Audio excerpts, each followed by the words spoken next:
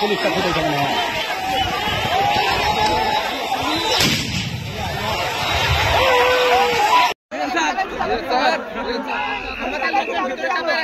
আমাদের লোকজন ভিতরে চাপায় রাখেন দেখতেছি, ওই আমাদের লোকজন ভিতরে চাপাচ্ছে। আমাদের লোক ভিতরে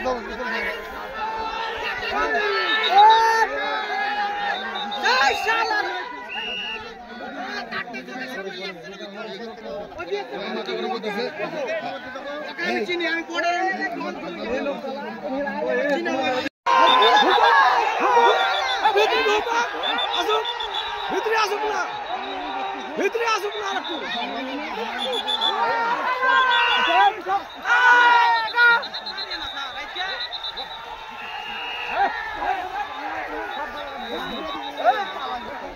सब सामने बैठे साले का पीछे दिखा खाली आ रहा हाथ बंद जमाना चोदे पीछे दिखा खाली होल कमा है लेकिन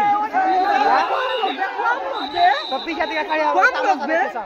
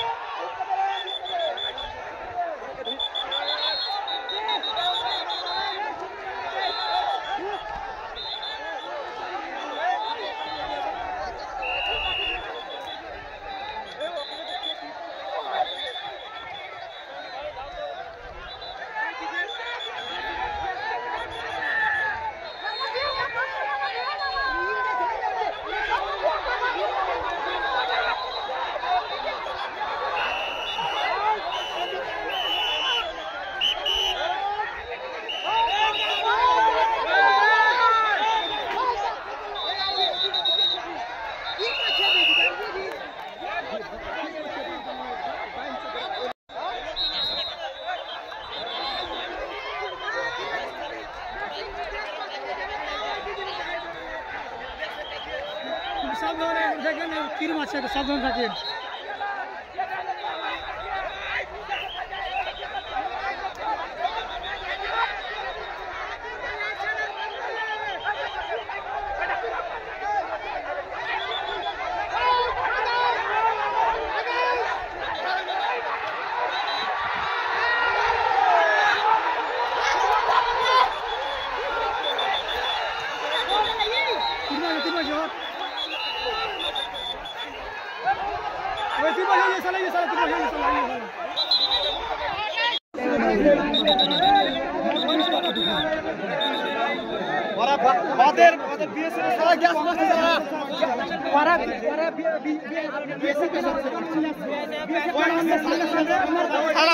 গ্যাস মারা চলে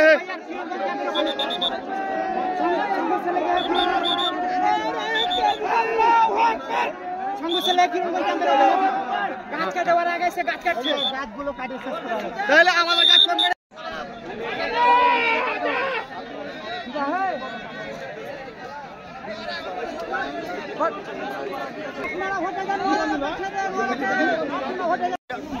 আমাকে হেলমেটটা মাথায় দিয়ে ঠিক আছে, এটা ডাইরেক্ট আমার গায়ের মধ্যে মারছে, বিএসএফ আবার রাবার বুলেট মারছে। এটা দেখাবো তো, বিএসএফ মদ খেয়ে আইছে।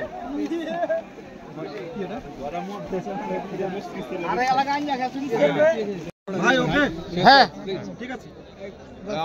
আপনারা জানেন আমাদের চৌকা এবং কিরণগঞ্জ দুটা বিজিবি ক্যাম্পের মাঝামাঝি স্থানে 177-এর 3S বরাবর এখানে আমাদের বাংলাদেশি কিছু আম গাছ ছিল। ভারতের নাগরিকরা আমাদের এই বাংলাদেশি আম গাছ কাটাকাটি নিয়ে একটা ভারতীয় নাগরিক এবং বাংলাদেশের নাগরিকের মধ্যে একটা উত্তেজনার পরিস্থিতি সৃষ্টি হয়। সেই ক্ষেত্রে দুই পক্ষ, বাংলাদেশ সাইড এবং ভারতের সাইডে দুই পক্ষ জনগণ যার যার দেশের শূন্য লাইন বরাবর সবাই দাঁড়িয়ে যায়। তো এই ব্যাপারে আমরা বিজিবির সাথে সাথে আমাদের বিজিবির জনবল বৃদ্ধি করেছি। আমরা অফিসাররা নিজেরাই গ্রাউন্ডে এসেছি। এসে আপনারা দেখেছেন যে 4:10 আমাদের বিজিবি ব্যাটালিয়ন কমান্ডার পর্যায়ে বিএসএফের কমান্ডেন্ট এসেছিল। আমাদের কমান্ডেন্ট পর্যায়ে একটা ফ্ল্যাগ মিটিং হয়েছে এবং বিএসএফের পক্ষ থেকে দুঃখ প্রকাশ করা হয়েছে যে গাছগুলি কাটা হয়েছে, এটা অন্যায় হয়েছে এবং তাদের পক্ষ থেকে তারা এটা ব্যবস্থা নেবে। তো সুতরাং আমরাও একদম লাস্ট সম্পূর্ণ বিচার না হওয়া পর্যন্ত আমরা গ্রাউন্ডে আছি এবং যেন শূন্য লাইন বাংলা কেউ অতিক্রম না করে এবং উত্তেজনা পরিবেশ প্রশমিত করার জন্য আমরা বিজিবি প্রস্তুত আছি। পাশাপাশি আমাদের বিজিবির পাশে আমাদের বাংলাদেশি জনগণ, আমাদের দেশপ্রেমিক জনগণ আমাদের সাথে আছে এবং আমাদের জনগণ আমাদের যেটা নিশ্চয়তা করলো ভবিষ্যতেও আমাদের থাকবে। সুতরাং আপনাদের মাধ্যমে আমি রিকোয়েস্ট করতে চাই, বর্তমানে শূন্য লাইন বরাবর আমাদের জনগণকে দূরে সরে আসার জন্য বিজিবি আমরা দিনরাত প্রস্তুত আছি। আমরা ইনশাল্লাহ যে কোনো পরিস্থিতি আমাদের বিজিবির কন্ট্রোলে আছে।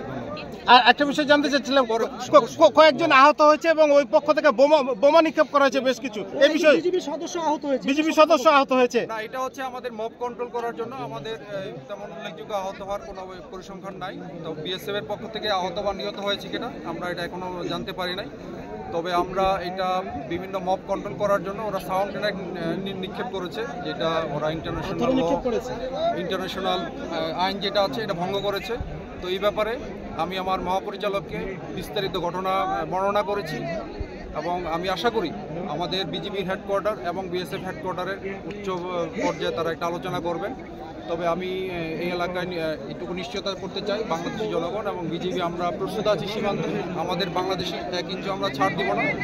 ওই এলাকার সীমান্তের নিরাপত্তা আমরা এটা বজায় রাখবো। ধন্যবাদ সবাই। 5-6 জন বাঙালি আহত হতে দেখেছি আমরা। ঘটনার সূত্রপাতটা কি একটু বলেন না তো? ওকে,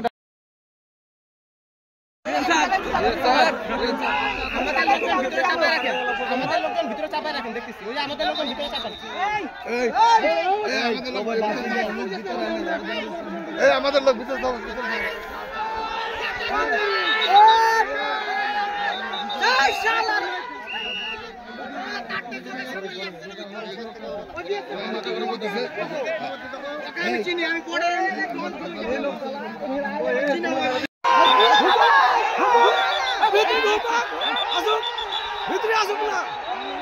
ভিতরে আসুক না একটু।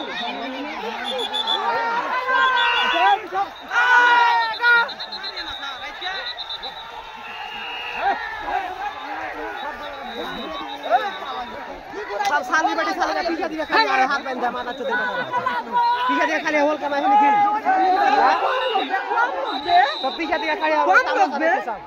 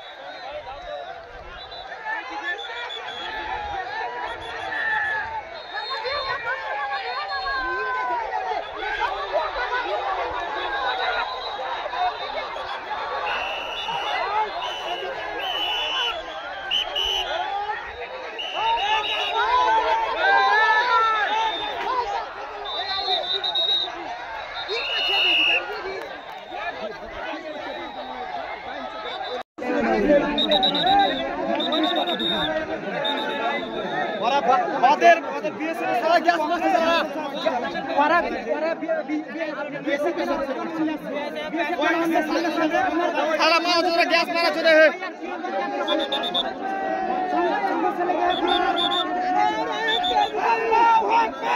সঙ্গে ছেলে কি গাছ কাটে ওরা গেছে গাছ কাটছে গাছগুলো কাটে শেষ করা তাহলে আমাদের গাছ করবে তারা জল মিলে আচ্ছা আচ্ছা পায়ে একটা পাথর পড়ে একটা পাথর পড়ে পায়ে দিয়ে তাকাই সবচেয়ে দিয়ে পোলায়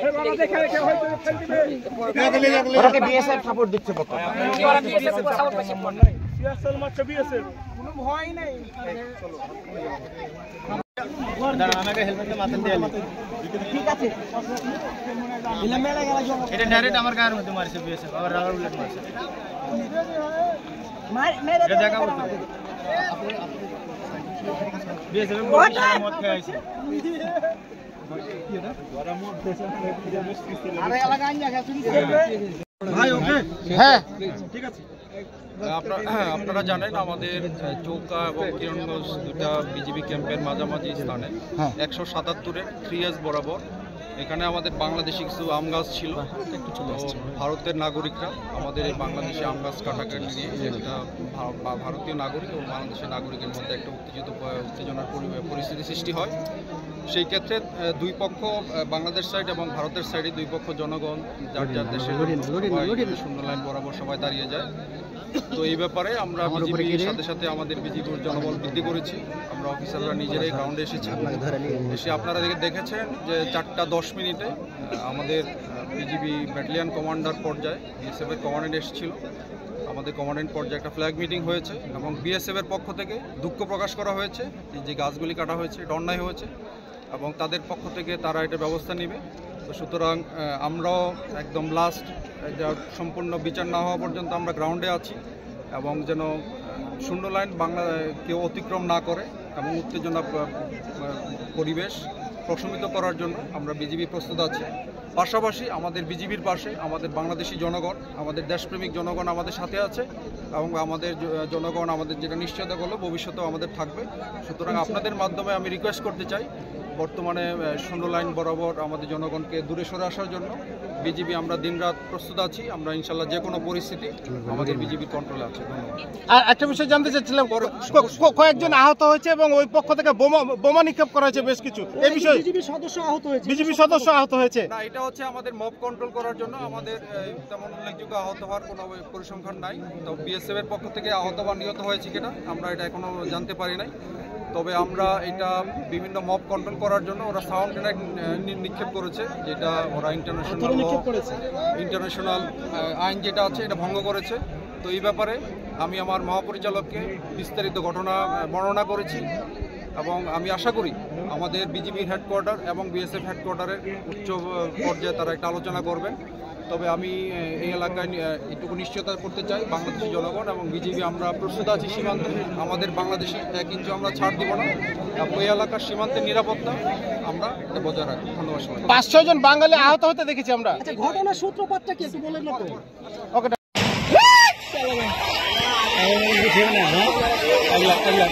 পুলিশ